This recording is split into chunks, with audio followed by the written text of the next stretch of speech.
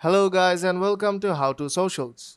In this video I'm going to show you how to turn on automatic captions for an IGTV video on Instagram.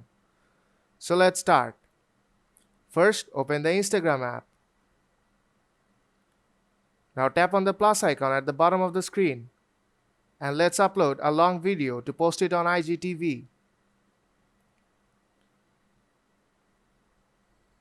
Now select long video and tap continue. Select a thumbnail as you like and tap next on top right corner. Now add a title to the video. Add a description if you want to. If you want to post a preview, then enable this option.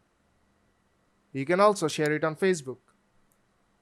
Now to turn on automatic captions, tap on Advanced Settings and enable auto-generated captions. This option will be disabled by default. You have to enable it. Now go back.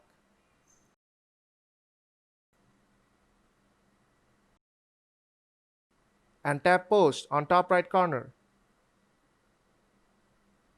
And the video will be posted. And it will automatically generate captions. So if this video helped you out, then don't forget to leave a like. And see you in the next tutorial.